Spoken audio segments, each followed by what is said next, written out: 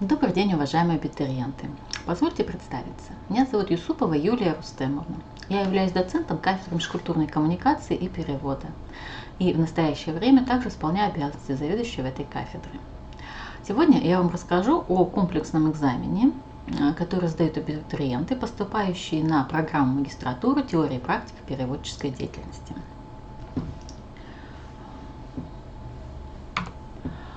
Формат экзамена у нас дистанционный в виде теста.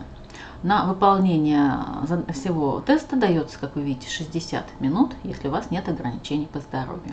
Тест состоит из 25 вопросов, и основные темы представлены, как вы видите, на слайде. Все касаются английского языка и культуры страны изучаемого языка, то есть страноведения. Максимальное количество баллов, которые вы можете набрать, это 100, ну а минимальный проходной балл будет 50.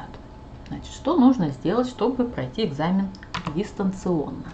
Нужно зайти на сайт через логин и пароль, который вы получите по электронной почте.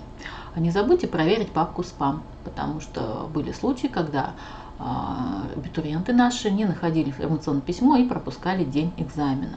Значит, по каким-то причинам иногда почтовый сервер отправляет письма приемной комиссии с логином и паролем в папку «Спам». Проверьте, пожалуйста. Система вам предложит при первом вхождении в учетную запись поменять пароль на свой, что желательно сделать. И, соответственно, желательно пароль сделать таким, чтобы он был запоминаемым, чтобы вы его помнили, могли легко зайти. И все последующие входы на сайт будете осуществлять под этим паролем. Не забудьте, что перед каждым экзаменом нужно сфотографироваться и прикрепить свое цветное фото с четко вашим лицом. И также должен быть виден главный разворот вашего паспорта, там где фамилия, имя, отчество и фотография.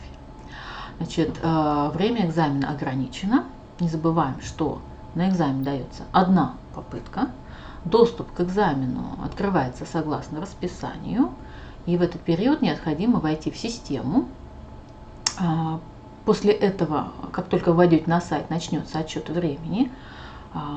Пересдачи не предусмотрены на вступительных испытаниях. Значит, и самое позднее время входа на сайт должно быть за 1,5 часа до времени окончания экзамена по расписанию. Подробно то, как нужно будет сдавать вступительный экзамен, пошаговая инструкция сдачи будет представлена после консультации. А сейчас мы с вами посмотрим, как, собственно говоря, зайти и посмотреть то самое расписание. Значит, мы заходим на сайт приемной комиссии abitur.pspu.ru, находим вкладочку «Магистратура». Вот она у нас выделена желтой стрелочкой. Вот сейчас я покажу, да, видите, значит, где она находится.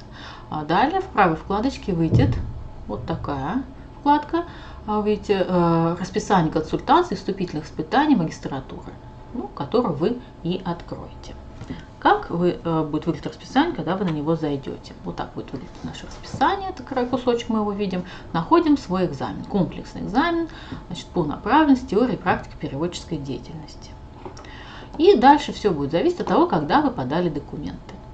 Значит, если вы подали документы с 20 июня, сам целенаправленно наши поступающие, по 6 августа, то день вашего экзамена 11 августа с 10 утра до 10 вечера. Еще раз напоминаю, 10 вечера это уже окончание работы программы.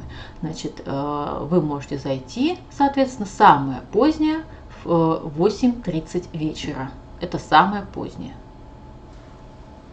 Значит, если вы по каким-то причинам 11 августа не зашли на сайт, допустим, у вас наложился другой экзамен, вы еще куда-то в какое-то другое направление сдаете экзамен, у вас накладка произошла, то для вас есть резервный день 17 августа. Но время, обратите внимание, там несколько иное. Там с 10 утра до 5 вечера. То есть тут уже нужно по времени смотреть.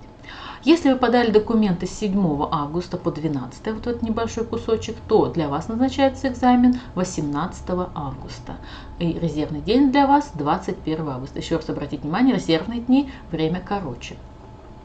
Значит, и, соответственно, те, кто совсем у нас опаздывает и подал документы с 13 августа по 11 сентября, это у нас, соответственно, дни 15 сентября и 21.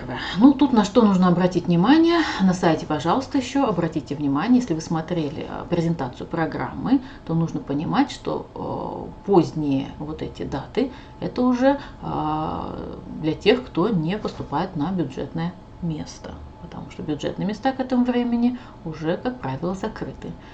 Значит, если вы хотите поступать на бюджет, желательно, конечно, сдавать документы до 6 августа, то есть попадать в первую группу. Так, ну и соответственно дальше мы смотрим программу. Программу можно посмотреть сразу напрямую. Вы видите, есть вкладочка, да, в первой колоночке можно нажать кликабельная ссылочка, вот она у нас здесь, вот программа, да, вот ее можно нажать будет и на нее зайти. Или пойти снова тем же путем через сайт приемной комиссии, то есть вы заходите в сайт приемной комиссии abitur.bspu.ru, дальше находится снова вкладочка магистратура, и вот здесь уже во вкладке программ вступительных испытаний нажимаете и ищете нашу программу. Вот она у нас здесь находится. Как выглядит наша программа там? Ну, здесь только 3 странички, вся она здесь на слайд не влезет, вы все подробно посмотрите, если перейдете по ссылке. Значит, вы видите, да, то есть разделы, требования к вашему компьютеру и, собственно, основные разделы на знание грамматики и лексики английского языка, которые сюда входят. Как выглядят эти задания? Вы видите, задания у нас закрытого типа. Значит, необходимо либо продолжить утверждение, либо ответить на вопрос, выбрав один вариант из предложенных. Ну, как правило, это будет продолжить или вставить пропущенное слово, какую-то форму выбрать. Соответственно, все задания будут примерно такого типа. Ну и на следующем слайде представлены контакты.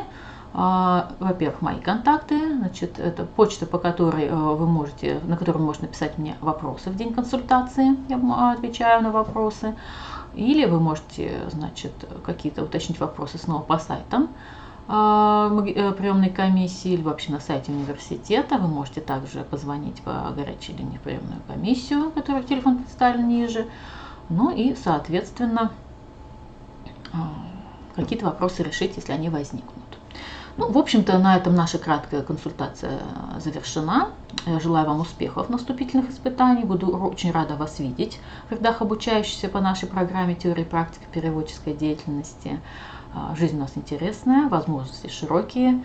Кто знает, может вообще последняя возможность поступить в магистратуру, а потом другой такой возможности не будет. Ждем вас. Первый вход в личный кабинет у нас уже был. Теперь рассмотрим первый вход в систему вступительных испытаний. Если у вас во вкладке «Вступительные испытания» в личном кабинете отображается расписание вступительных испытаний, личное расписание, то есть оно примерно будет выглядеть так: те предметы, которые вы должны сдавать в ВУЗе, у вас будут отображаться, если их вам назначат, то есть назначат экзаменационную группу уже. Как только у вас вот в личном кабинете отображается такая табличка, значит, к вам пришло письмо на почту об учетной записи в системе вступительных испытаний. То есть вот вступительные испытания БГПУ имени Акмуллы, новая учетная запись. Обратите внимание, что часто вот именно эта рассылка попадает в папку спам. Обязательно проверяйте папку спам. Вы заходите и проходите по ссылке. Вот, по ссылке. Вы оказываетесь на сайте, где будут проходить вступительные испытания. Вы копируете логин. Логин — это ваша электронная почта. И пароль, обратите внимание, что он временный. То есть вы заходите через него только один раз. Заходим. При первом заходе вас потребуют, чтобы вы сменили пароль на свой собственный. Все. Как только вы смените пароль на собственный придуманный, вы под этим паролем всегда заходите на любые экзамены именно под своим собственным паролем. То есть никаких новых вам уже не пришлют, если у вас несколько экзаменов. Вот я поменяла все на собственный, то есть все, я свою учетную запись полностью поменяла, теперь зайти могу только я. И вот уже вот этого нашего абитуриента тестового вступительное испытание есть, социальная психология. Обратите внимание, что 23 июля, то есть только 23 июля вы сможете сдать это вступительное испытание. Тут у вас будет путеводитель, который вам, если что, поможет разобраться, как этот сайт работает. Но я быстренько вам все-таки объясню какие-то моменты. У вас тут будут закреплены две инструкции по закреплению файла. Она вам пригодится для того, чтобы закрепить вашу фотографию перед непосредственно экзаменом. То есть, например, вот у нас говорится, дать ответ на задание. То есть надо сделать сначала фотографию с паспортом, чтобы потом у вас открылся тест для прохождения. В инструкции, которая будет закреплена в личном кабинете, будет все тоже подробно расписано. Вы должны сфотографироваться так, чтобы было видно ваше лицо и, главный разворот паспорта. Такую фотографию вы подгружаете в первое задание, где прикрепить цветное фото, где видно лицо абитуриента и главный разворот паспорта. Как только вы его прикрепите, у вас откроется тестирование. Тестирование длится от часа до 1,5 часов для обычных абитуриентов, и для абитуриентов с ограниченными возможностями здоровья будет отдельный тест еще вывешен, где будет 1,5 часа и более. На 1,5 часа, не более на 1,5 часа продлен этот тест.